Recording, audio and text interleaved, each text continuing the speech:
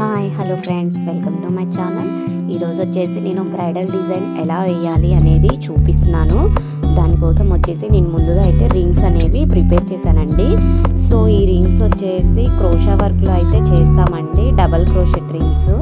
నేను 8 stands thread అయితే తీసుకున్నానండి.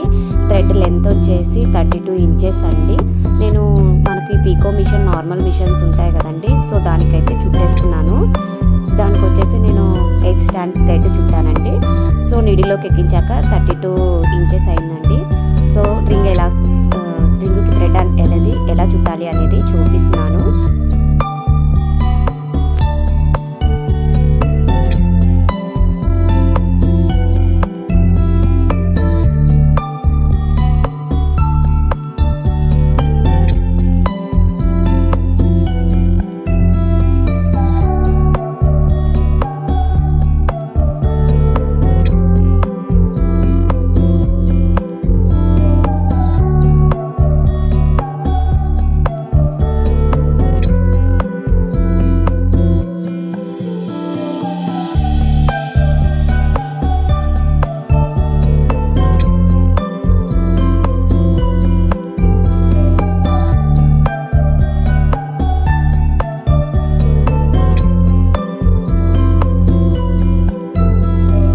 చూసారు కదండి.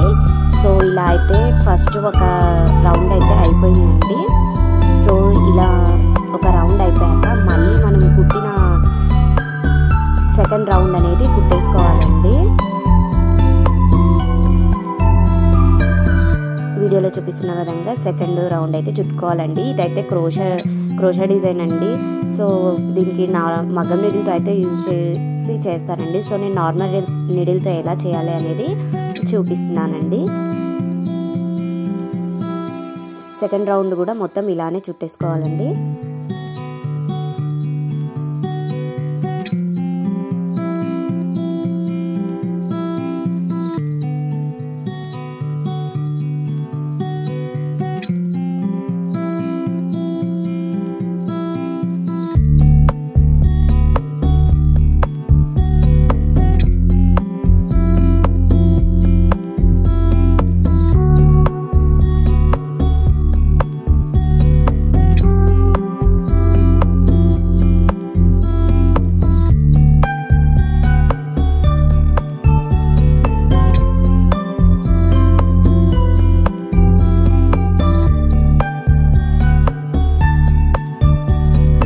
సో ఇలా అయితే 2 రౌండ్స్ అయితే కంప్లీట్ అయ్యాయండి. సో నేను వచ్చేసి బీడ్స్ అయితే కుడుతున్నానండి. దీనికి వచ్చేసి నేను 5 mm బీడ్స్ అయితే తీసుకున్నానండి. సో 5 mm బీడ్స్ ఎలా కుట్టాలి అనేది చూపిస్తున్నానండి. సో వీడియోలో చూపించిన విధంగా మనం కుట్టాలండి.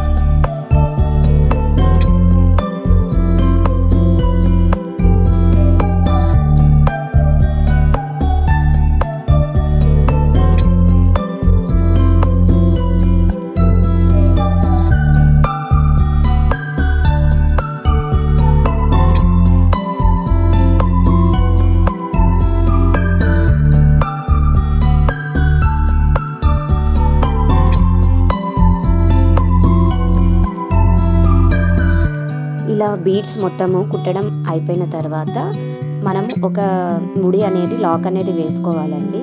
సో 2 లాక్స్ వేసుకొని చూడండి, ఇట్లా 2 లాక్స్ అయితే వేసుకోవాలండి. మనం థ్రెడ్ కొంచెం వదిలేసుకొని కట్ చేసుకోవాలండి. ఎందుకంటే మనం గమ్ పెట్టి బ్యాక్ సైడ్ అంటించడం కోసము. సో కొంచెం థ్రెడ్ అయితే ఉంచేసి కట్ చేసుకోండి. గమ్ అప్లై చేసి బ్యాక్ సైడ్ అనేది అంటించేసేయండి.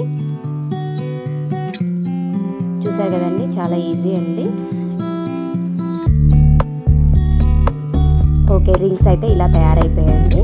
సో దీనికి వచ్చేసి మళ్ళీ మనం లోపల సిల్వర్ బీడ్ అనేది ఎలా కుట్టాలి అనేది చూపిస్తున్నాను. దీనికి వచ్చేసి నేను రోజ్ బీడ్ అయితే తీసుకున్నానండి.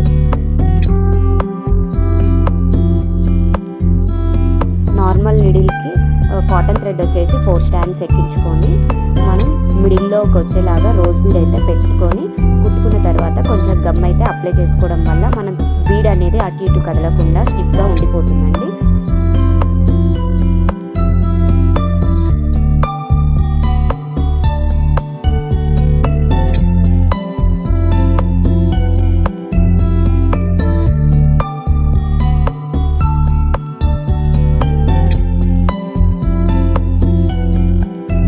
రింగ్ అయితే రెడీ అయిపోయిందండి.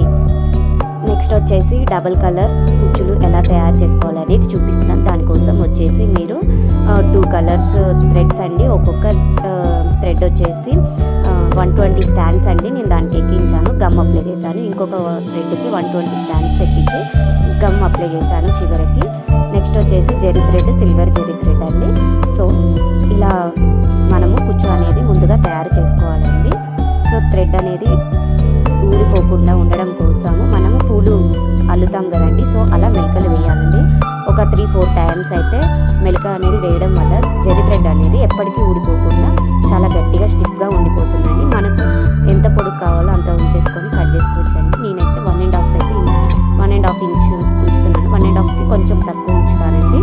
సో మరీ ఎక్కువ పొడుగు ఉండడం వల్ల కూడా శారీ కుచ్చులని అంత బాగోవండి. సో అందుకని నేను 1.5 ఇంచ్ అయితే ఉంచుతున్నానండి. చూసారు కదండి ఎలా రెడీ అయిపోయినాయో డబుల్ కలర్ శారీ కుచ్చులు. ఇలా నేనైతే శారీ మొత్తానికి 27 రింగ్స్ 29 శారీ కుచ్చులు అయితే డబుల్ కలర్ కుచ్చులు అయితే తయారు చేశానండి. శారీ మొత్తానికి అయితే కంప్లీట్గా సరిపోయినాయండి.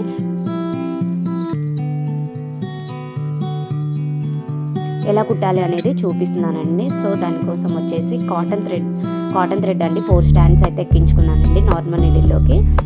గోల్డ్ అండి, ఇవి గోల్డ్ ప్యూర్ గోల్డ్ కాదండి, యాంటిక్ గోల్డ్ ఉంటాయి కదండి. సో అవైతే యూజ్ చేసి కుడుతున్నానండి. వీడియోలో చూపించిన విధంగా కుట్టుకోవాలండి. మీకు కానీ నా వీడియోస్ నచ్చినట్లయితే లైక్ చేయండి, షేర్ చేయండి, కామెంట్ చేయండి, సబ్స్క్రైబ్ చేసుకోండి.